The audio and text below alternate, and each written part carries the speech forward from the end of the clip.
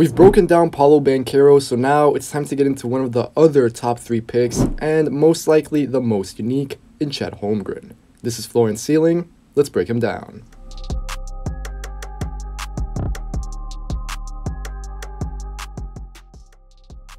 CHET HOLMGREN is set to be a top pick in the 2022 NBA draft. Simply put, there is no way that he falls out of the top 3, and that is for good reason. In my eyes, the Gonzaga big is likely the most unique and versatile prospect in this year's class. HOLMGREN is stick skinny at 195 pounds, but as you will see, he more than makes up for it with his total package at nearly 7'2", with a 7'6" wingspan and a gargantuan standing reach.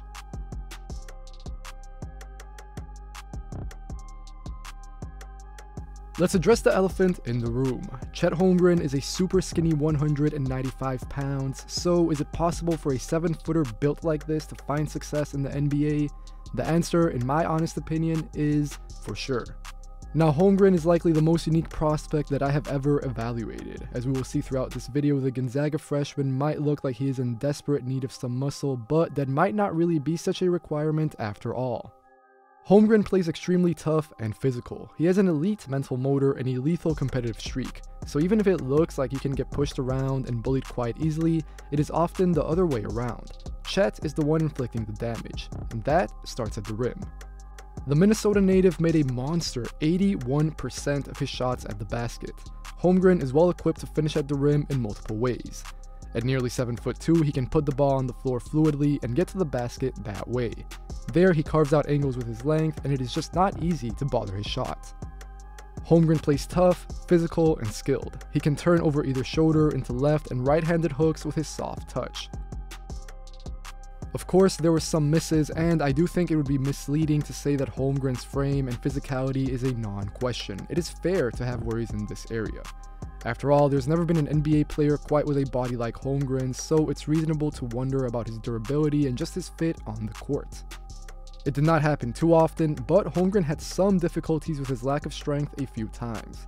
CHET can have a difficult time establishing deep post position, and as we will see later, I think he's still more physical on defense than on offense. I also believe the guys CHET can truly post up in the NBA are limited to some extent, although not to a worrying degree. Either way, HOLMGREN is more of a guy who carves out space with his length rather than a big who takes it into the defender's chest. Really, I think HOLMGREN's lack of strength manifests itself more on his lack of burst off the dribble than his finishing. I like his handle, but he's not explosive from a standstill, and he can still struggle to turn the corner when handling the rock. Predictably, teams should also use CHET as a finisher above the rim. His 7'6" wingspan and massive standing reach obviously gives HOLMGREN a huge radius to throw lobs up to. Going back to his efficiency around the rim, HOLMGREN led Gonzaga with 57 dunks during his freshman year. It's easy to imagine the Gonzaga big catching and finishing lobs either in transition or in the half court. As we saw during his only season in Spokane, he is capable of both. In high pressure situations, I think teams can easily use HOLMGREN in the dunker spot like we saw Gonzaga do, but I think his pick and roll game remains unexplored. If I'm not mistaken, HOLMGREN had under 20 possessions as a roller in screen situations at Gonzaga. Given how pick and roll centric the NBA is these days, I expect those reps to go way up once he gets drafted into the league. Again, that's for good reason. I think HOLMGREN can be very impactful as a screener who can pop or dive. And if he does, then he has good hands, great instincts at the basket, and clearly can get up for a big dunk. So even though I wish Gonzaga had used HOLMGREN more as a pick and roll big, I do commend the Bulldogs for how the 7-footer played as a cutter. I think this is a very nice way to leverage HOLMGREN's ball skill and size. On one hand, you get CHET moving towards the basket, so I think you overcome that explosiveness deficit which I mentioned earlier that way. Also, if the other team feels that they can guard HOLMGREN with a smaller guy, then strong cuts are a good way to exploit that mismatch. It might not be a strength mismatch, but HOLMGREN will almost always have the size mismatch, which can 100% still be attacked. One final note to make about HOLMGREN at the rim is his offensive rebounding. This is yet another way in which he can bring value to a team. HOLMGREN is a genuinely good rebounder at about 10 boards a game, and NCAA rebounding numbers tend to carry over to the pros. CHET vacuums up boards defensively, but he also got about 2 offensive rebounds a game, giving the Zags plenty of second chance opportunities. Now, let's move out to the outside, where Holmgren's game also shines. He's got a fluid, high release from 3. The shot is still on the slower side right now, but at Holmgren's release point and with his touch, the tray is still very tough to stop.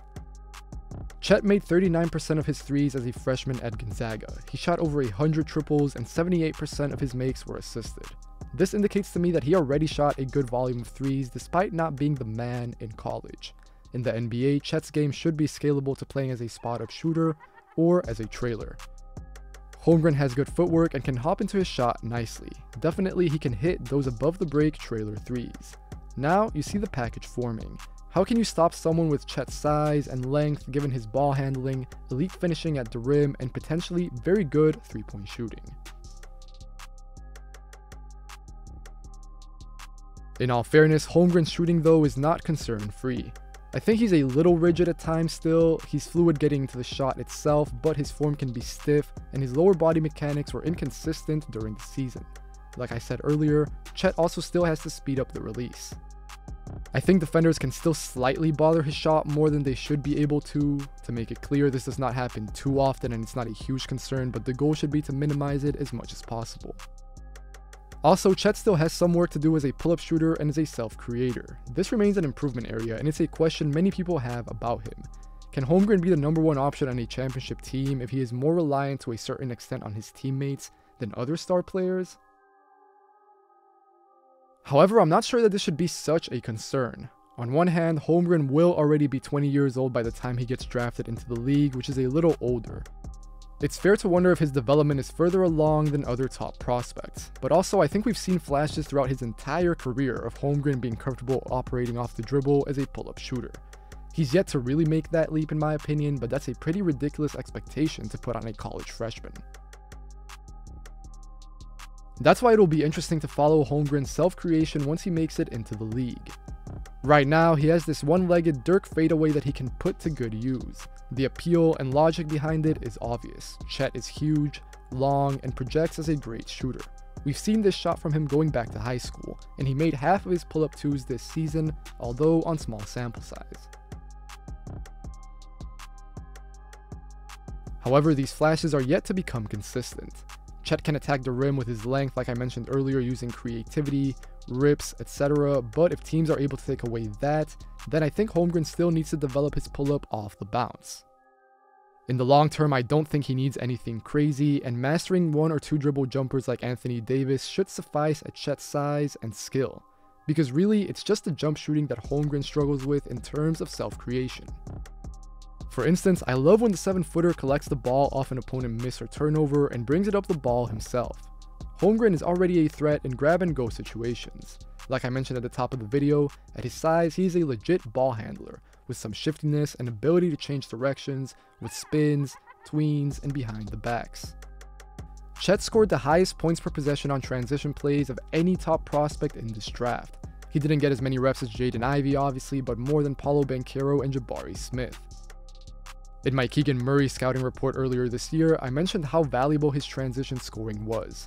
Murray is great in that department, but guess what? Holmgren is even better. He got slightly less reps, but he showed just as much in my eyes. As I said, the handle has to keep improving, but I believe in Holmgren as a twofold transition threat.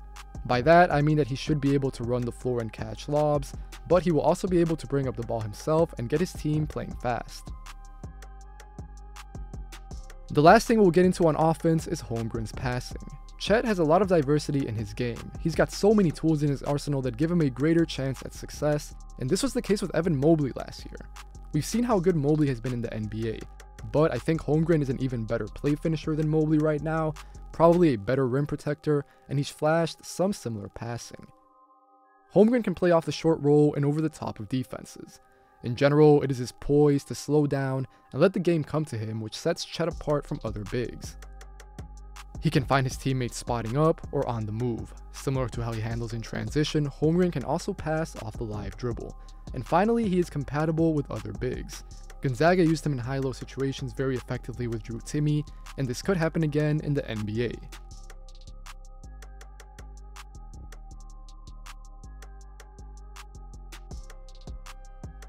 Again, the first thing to address on defense is Chet Holmgren's strength and how he fares down low near the rim. Like with his offense, the answer is extremely well. I said at the start of the video that Holmgren is such a unique player. We've seen that. At 195 pounds, Chet has such a narrow frame, but his toughness and mentality is unquestionable. Opponents tried posting up Gonzaga during his sole season at Gonzaga. It's not like they didn't give that a shot, but it did not work. Even if opponents could move Holmgren around a slight bit, which is not a given because of how tough he plays, they could never dislodge him to the point where his length was not a factor. Holmgren's wingspan allows him to stay in plays no matter what. Chet's length is so functional, and it's always something to account for, even if he is not the strongest big.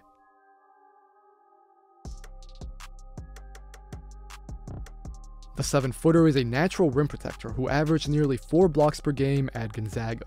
Chet times his blocks really well and with great technique. In a preseason interview with ESPN, Holmgren brought up how he times his blocks. He swipes them down midair and keeps the ball in play for his team. In terms of guarding the basket, Chet is also versatile. The 7-footer can stay with drives, drop back at the rim, or also come in from the help side to make a difference. Holmgren can be a bit jumpy at times, but it's not really a significant issue. Moving away from the rim, Holmgren can guard in space also in a few ways. I don't consider Chet a mismatch on switches versus guards because he always gives himself a chance. The Gonzaga big plays surprisingly low for a 7-footer because he is pretty flexible with his long limbs. Holmgren can switch his hips and stay with drives. He can play the angles and cut off the lane or the pass to force a reset. And if the guard chooses to attack, then Holmgren can also get there in time, and it tends to end up with a mean rejection. In addition, Chet also has solid pick and roll instincts. He plays the cat and mouse game well in terms of keeping guards in front of him, but also giving himself a chance to recover to the screener if he dives to the rim. Really quickly, I want to touch on how Holmgren can be used in the pick and roll. I think we've seen now how it might look like when he switches onto a guard or has to defend in space just based on what the offense takes, but Chet can also play in a scheme that's a little more conservative, where he just shows high, rather than outright switching, and still makes a difference that way. Finishing over Holmgren is always a tall task. And just to be clear, Holmgren does not always have to get the block to make the play. He's also talked about this in the past, saying that sometimes altering the shot is enough, and Holmgren can definitely do that with his massive proportions. Overall, Chet projects as an intimidating figure at the rim, and again, with the potential to be used in multiple ways. His biggest improvement area, again, is the strength and weight. I think this example illustrates my worry. Holmgren battles hard and tough in the post here, but he's just late closing out to the 3. It's not a huge concern, but I have slight questions over Holmgren's durability despite the evident toughness. I just think playing at his frame and his weight will take a toll. Also, this does not happen too often, but once in a while, stronger guys will be able to dislodge Chet, take it into his chest, and finish. But to close out, I just wanted to run through a few quick examples of what makes Chet such a defensive talent. In the first example, he discourages the floater and then backtracks to break up the lob. In the second clip, Chet stays with the pick and roll in a late clock situation and then leaps over to block the pull-up. Finally, Holmgren guards in space here in the pick and roll. The guard does not want to try to finish over, so that allows his defender to recover, and Gonzaga gets the stop.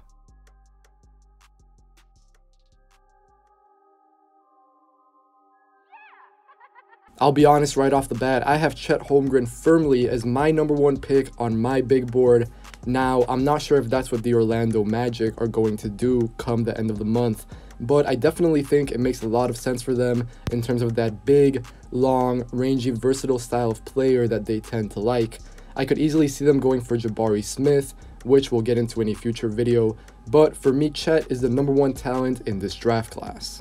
If I go back at my past evaluations and sort of look to see how they match up or how I can use them with my future evaluations, the one thing that I keep going back to last year was Evan Mobley. Mobley and Chet Holmgren, I think, had sort of comparable situations at USC and at Gonzaga. Now, there's no doubt at all, both of them had incredibly impressive freshman season, but it also felt like they had more to give. We've seen how good Mobley has been in the NBA since joining Cleveland, and I think a similar thing with Chet will happen, with Chet. Now, that's because of a few reasons, but they all kind of go back to that versatility, to that uniqueness as a prospect. Let's say Holmgren is finishing at the rim. Well, he makes 81% of his shots there right now. You take that away, you scheme that away, you make him, pull up from 3, shoots about 39%. If you put him, challenge him to attack the closeout, he's got a little floater. Not only that, but he is making around 50% of those mid-range jumpers, even on low volume. And then on defense, the same thing more or less applies. Holmgren is a threat at the rim. If you ask him to hang back, patrol the basket, well, he can definitely do that, as we saw with his 4 blocks a game. If you ask him to guard in space, he can do this to multiple extents. The first one is in the pick and roll. If you're just sort of asking him to play that cat and mouse game, well, Holmgren can definitely do that. He can keep up with the guard's drive, sort of cut off those angles, cut off the lane, and prevent the pass from the big. Now, if Gonzaga or whichever team in the NBA drafts Chet sort of really wants to bring on the full switch, then I think Holmgren should also be able to do that. He's got quick feet, and what I like the most about him, and I said in the video, is his flexibility, especially in the upper body. Holmgren, I believe, can use his limbs to great effect. He can really stay in plays even when defenders, or attackers I should say, try to bump him out of the way, dislodge him. But you can never really move him far away enough to the point where his length becomes a non-factor. And that is what makes Holmgren such a menace. As always, if you enjoyed the video, make sure to leave a like. Make sure to leave a comment, tell me what you think of Chet Holmgren and where you would pick him in the NBA draft. And as always, if you enjoyed the video, if you want to watch more content like this, make sure to subscribe. Take care, and I'll see you guys next time.